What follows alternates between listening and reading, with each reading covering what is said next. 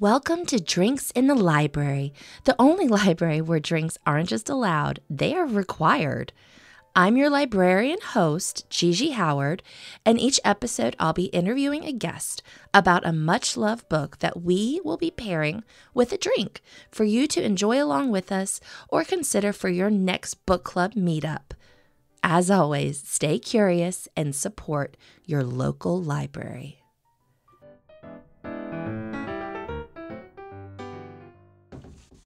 They didn't mind?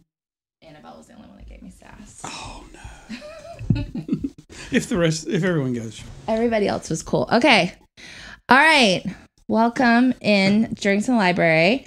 Today, I'm being joined by our friend, Matt Knotts. Do you want to tell us about yourself? Okay. Sorry. Starting with the hard-hitting questions. It's a tough one. Father of two. I'm an electrical engineer I can't say where I'm from. Dang it. Screwed up already. I think you could say like generally. North Carolina. Yeah. And I've known Gigi for many, many years. Yes. You were in my wedding. That's right. Yes. Yeah. Friend of her husband, Bill. Who's been on the pod. Has he? Yes. How was that? It was so much fun. That was our first one. So that was like the one that I was like, can I even figure out how this works? Mm-hmm. And we did it. We had a blast. He's a conversationalist. He is. He is. He's a man of words. Mm-hmm. A gentleman and a scholar. Mm-hmm. Today, I said, what book did you pick that you want to discuss? I picked The Exorcist by William Peter Blatty. Okay. Yep. When was The Exorcist written? Because I'll be honest, I've never read it. I've seen the film. Oh, you have? I did see the film. I think I remember when I was like in 7th grade, I went to like Christian school, and one of my teachers it does have the devil in it. So, well, it was written in 1971, and the film came out in 1973. Okay. And I don't know this for sure, but I think it was written to be picked up as a movie. I think Blatty had written other works that he turned into movies. He wrote the screenplay as well. Oh, for the movie. Okay. So, yeah. Has he written other stuff? Do you know? He has. I don't know what they are. Okay. Yeah. This is a one and done for you. I read the book because I liked the movie. Okay, we're going to get into the book, but we have another important aspect of this, which is our beverage choice. So what can we say about the beverage that you chose? Well, the name of the beverage is Exorcist. Yes. And it is tequila and blue curacao. Thank you. I got some ice in my mouth. And lime juice. And it wasn't very good. It was like a lesser margarita. Yes, that's right. Yeah. It is sort of like a margarita. What is curacao? Is it like an orange liqueur? And why is it blue? It's festive. No, I don't know. It's like triple sec. I mean, I feel like it's just the substitute for triple sec. Yes. It's blue. And it is orange liqueur. Yes. But the problem with it didn't have enough lime. No. I was expecting, I don't know. I think margarita, and it's just not there. So we added a little bit of grapefruit juice. Yes. Sparkling grapefruit. And I think that really did help with the beverage. So it's our own thing. Yeah. It's a concoction, but it's good. Yeah. And it's a nice blue color. I wonder if they chose the blue because it's kind of weird. And I don't know why they didn't choose something green. I don't know. What is a green? Like absinthe? Is absinthe green? Absinthe. I think so. I guess that's like a lot of alcohol content. Yeah. So, well, anyway, it's sort of a fun experiment. And also, you bought a bottle of curacao and I bought a bottle. So now we have 2 bottles. Yeah. We have plenty. Then if anybody else wants to make one. All right. Well, all right. So going back to the book. Who were you when you read this book? Freshman in college. Okay. And I watched the movie. It was re-released in theaters in 2000 or 2001, something like that. And so watched the movie. I bought the DVD. I liked the movie.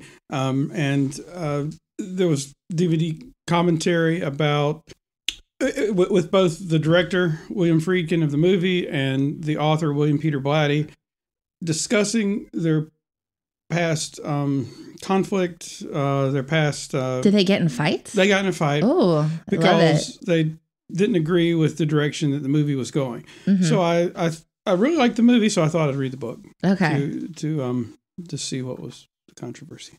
But yeah, I was a freshman in college, liked horror movies. Yeah. So I thought I'd like horror novels. Do you still, so talking about genres, as horror genre you find yourself reading a lot?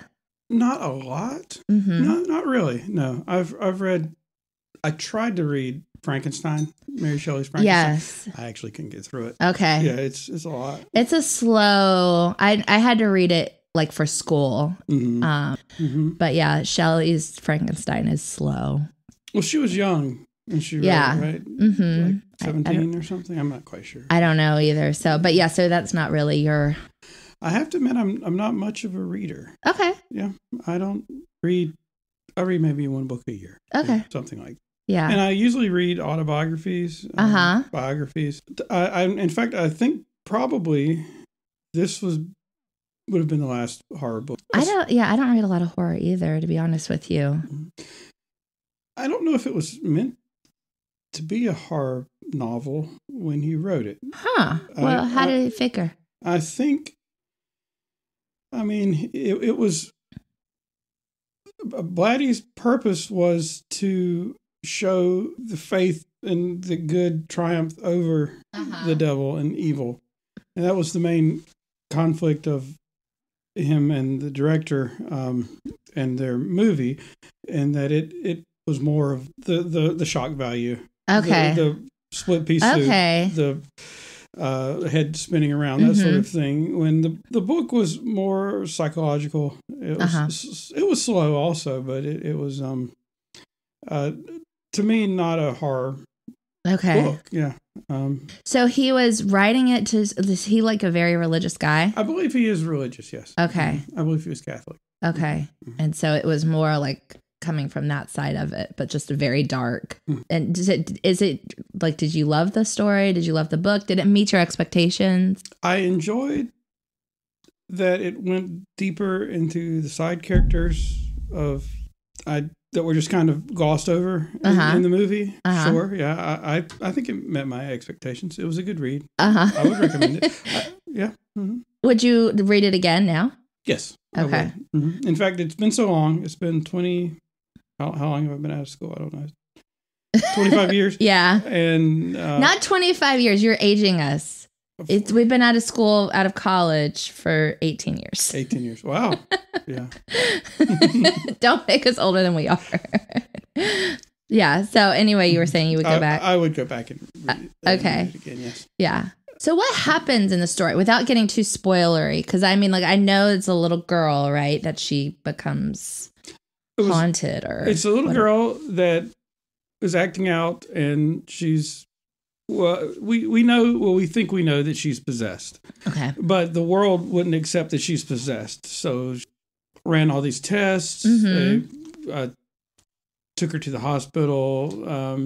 What is she doing? That psychologist. Yeah. Sort of thing. What is she doing? That saying some pretty vulgar stuff to her mom. Oh, okay. To her when her mom was had dinner parties and that sort of thing, she would act out. And, okay. At one point, there was a murder. It was her mom's director. The mom was an actress. He was murdered in her room. They didn't think it was the girl that did it, but the detective did not anyway.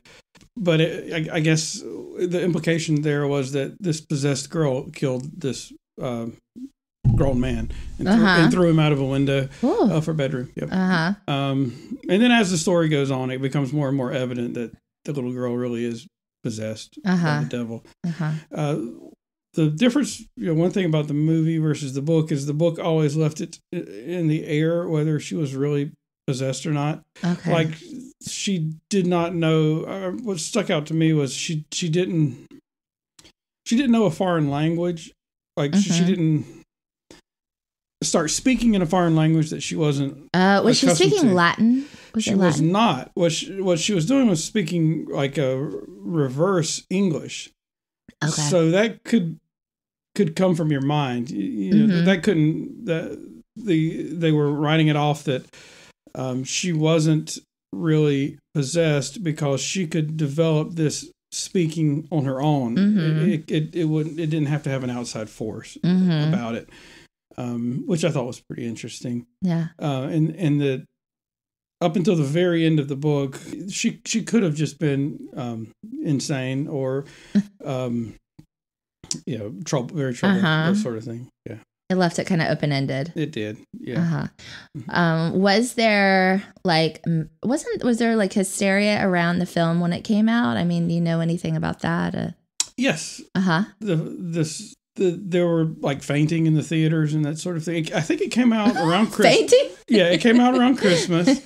And oh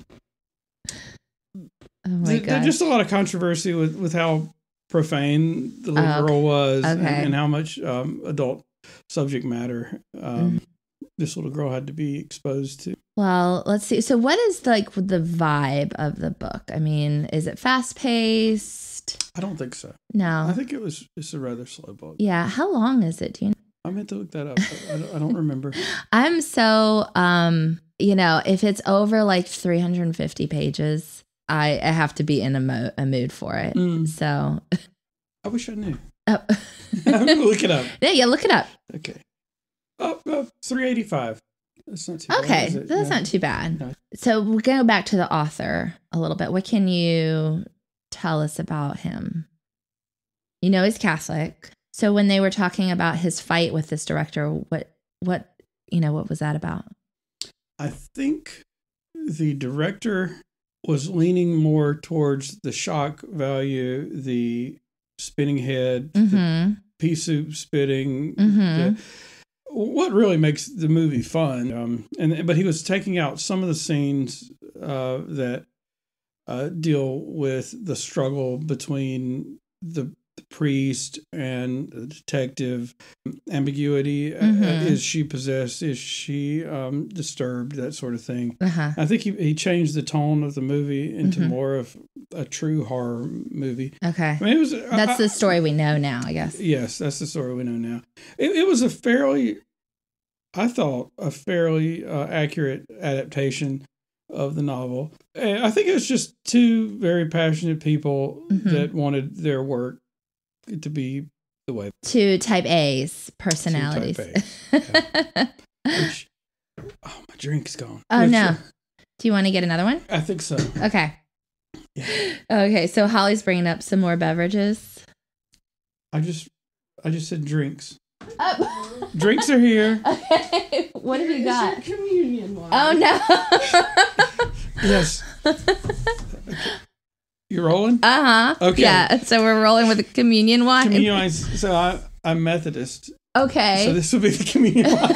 When Bill said, and this is the vodka.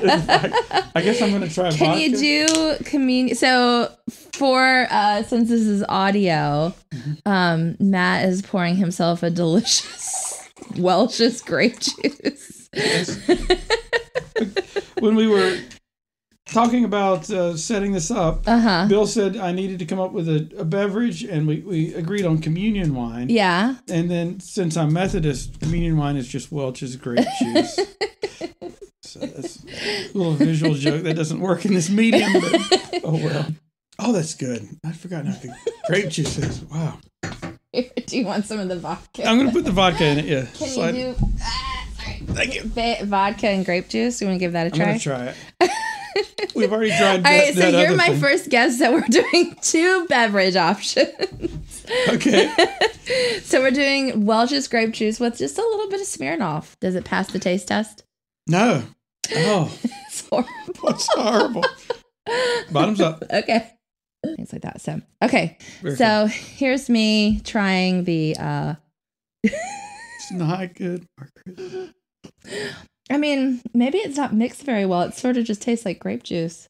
Okay, I'm going to try another one. Okay, so the Methodists, they don't drink wine. Well, I grew up Southern Baptist, and we don't drink the wine either. Oh, well, this is Southern Baptist communion wine as well. Then. Yeah.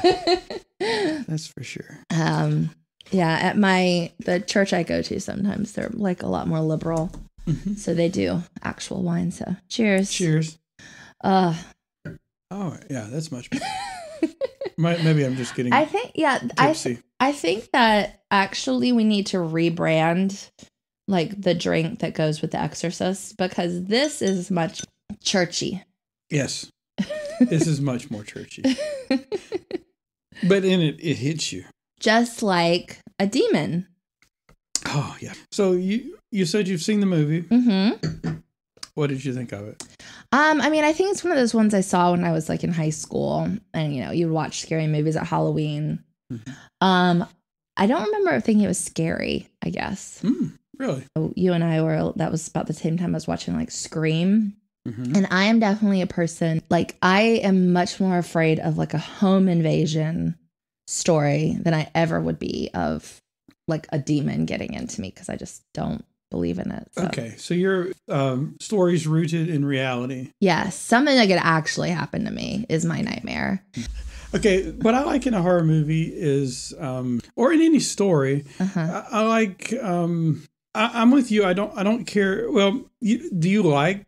You said you're scared of things based in reality, but do you like them? Do you? Is that what you like? I can't watch stuff like that. Okay. I can watch. Like Bill and I are watching Murder at the End of the World right now. Have you heard of this? Mm-hmm. It's sort of like yes. It's for the listener. I'll just say they are in like Scandinavia or somewhere where it's super cold, and they're in a hotel and people are dying. So I can handle stuff like that. I guess what I was saying is I like over the top fun. And for me, that movie, The Exorcist, also wasn't that scary, but it was. I could see why it would be for someone who is deeply rooted in that faith, and but it was just fun. Okay, so I think we've gotten is there anything else you want to touch on about this book and this storyline and in yourself? Okay, I wanted to talk about the book because I thought it would be interesting to talk about the differences between the book and the movie. Okay, so I guess I am more of a fan of movies than books. Okay. But I don't hate books. I wanted to get that out there because I feel like that would be a bad thing to say. I like books and I like reading. You're like a book banner. You're coming for me. This is like your chance to infiltrate your arch me. nemesis. I finally got you where I want you. Right here. This is the truth. You've gotten me to lie on my podcast. Your podcast. I'm destroying your podcast from the inside out. Yeah. You heard about it and you were like, not on my watch. Nope. How can I get on the podcast and destroy it? But no, I feel like, okay, so yeah, I chose the book because I liked the movie and I knew there was some controversy between the book and the movie. And I think I thought it would be fun to talk about the differences in the two mediums. That what I found, and I don't know if this is true or not.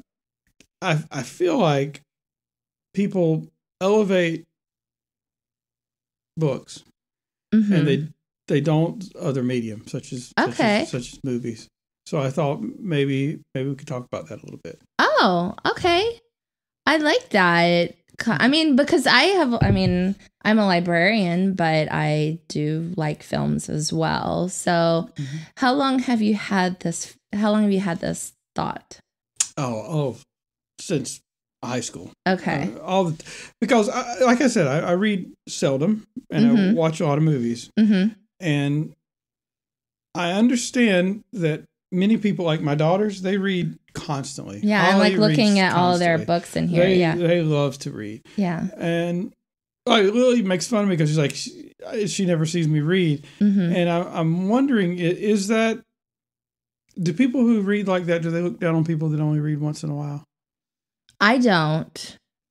No, but I'll be honest. I'm sure they do. I'm sure there's snobs everywhere, right? Yeah, there are. Mm-hmm. There's movie snobs as well. Yeah. How was your friendship with my husband when he was going through his movie snob age? Were you right there with him? I mean, do you know this about him? Or because you guys were friends at the time? Yeah. Oh, yeah. I think we've kind of fed off each other's love of movies. And that's why I thought it was so strange that he had not seen Psycho. When like we were talking, we do a little horror movie watch along each Halloween, and this year was the thing, and Psycho was a pretty basic horror movie that he had not seen, and he suggested a thing to me. I had not seen that one. It was awesome, and I was trying to find a movie that he had never watched. It was hard because I guess he watches a lot of movies, a lot of classic movies, and I found that. I found Psycho, which was really surprising that Bill had never seen. So now he's seen it. Now he has. Now he has seen it, and I did watch it. I watched some of it with him, but yeah. Honestly, it's not that great.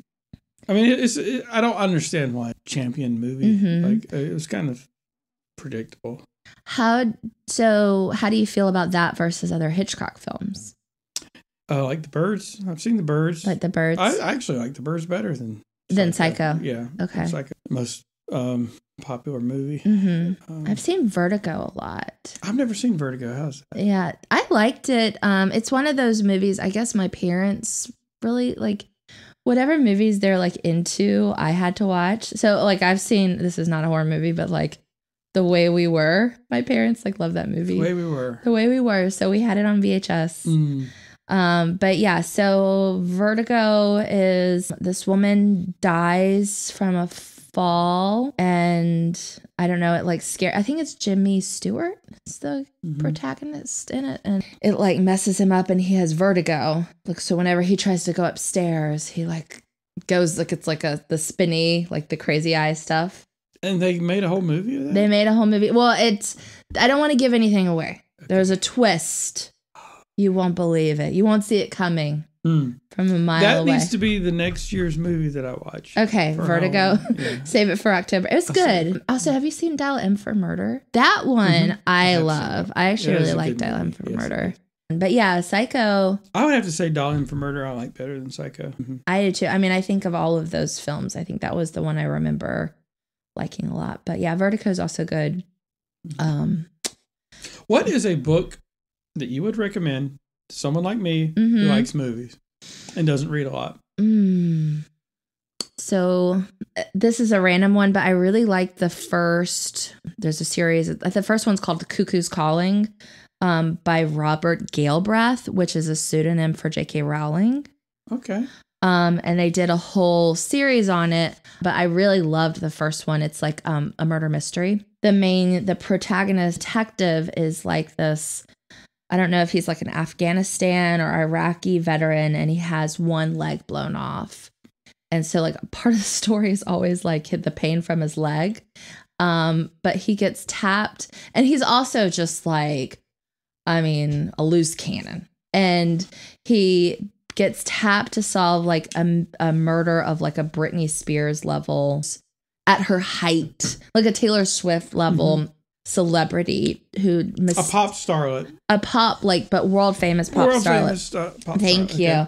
I really like that one a lot, and I feel like they did make a TV show about it, and I think that's like when you're reading it and you can start to imagine like what the movie or the show is going to look like. That's sort of for me is where I would recommend something like that to somebody who like loves movies and stories and like that are maybe help you think about it that way. It's not very long. No, it's very long. It's okay. There's another thing, and you're breaking me out of my comfort zone here because I don't like to talk shit about. No, that's what we need on this podcast. This is a new podcast. We're pivoting. This is talking shit with Gigi and K-Nuts. Okay, so JK Rowling. Someone needs to edit her. I mean, she's so famous and she has so much money. So I feel like when her editors get her manuscripts, they just... Oh, they're afraid. They're afraid to... So they're just like, another home run. And so her books just keep getting longer and longer. I don't even know how she writes that quickly. She must like auto-dictate. I mean, she's written...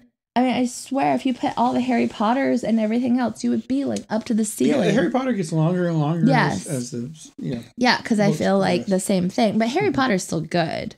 And these are good too. But I just felt like this could have been edited down quite a bit. Why did she go by a different name? I think so. She wrote another one right after Harry Potter was done. Can't remember what it was. It was not very good. But it was like about a neighborhood, basically about an HOA gone wrong or something, but in England. Don't you hate make it English? When people do that, like George Romero did that with his zombie movies. He got old and he just started like griping through his movies. And that sounds like a gripe through this book. Yeah, exactly. So I think she did that one and it wasn't good and wasn't like super well received. And so in fairness to her, I think she probably felt like she was too big. And if anybody saw her name, they wanted it to be Harry Potter. Oh, that makes sense. I think that she redid it that way. So continued reading. Give me the name of the first one is called The Cuckoo's Calling. Is there a... Cormoran Strike. Cormoran Strike. Cormoran Strike is the detective's name. So... I love detective stories. So this one, I mean, I don't know if I'd recommend the whole series, but I would recommend the first one. The first book, for sure. And you can ask Bill. I mean, he might recommend the other ones. I just wasn't as into them. I feel like I'm getting going now. Okay. I needed this needed a little communion wine. Yeah, we needed to mix it up. We'll leave the Exorcist, the communion wine up here. Well, maybe get something else. I'll be the first to admit. I'll be the first to admit. I thought it was going to be amazing. Grape juice. No, not the way to go. Okay. All right. We got to wrap it up because we got to get back downstairs. My last question. Going back to Exorcist real quick. Yes. Who would you recommend this book for? I guess people who love movies. Yes, people who love movies. And I mean, I think people who struggle with faith a little bit. People who love movies is the right answer, though. Okay. Sure. Yep. Okay, so we're going to have to start a new segment, and we'll do, next one is books for people who love movies. Thank you. You didn't destroy my podcast, so we're awesome. Thank you very much. So thank you. That was fun. Okay, cool. Well, thanks for being here, and we'll wrap it up, and I'll turn off the record button. Okay. Thank you for spending some time with me and my guest for an episode of Drinks in the Library. For more information about the show, you can find us on Instagram at Drinks in the Library, on the World Wide Web, drinksinthelibrary.com, or shoot me an email.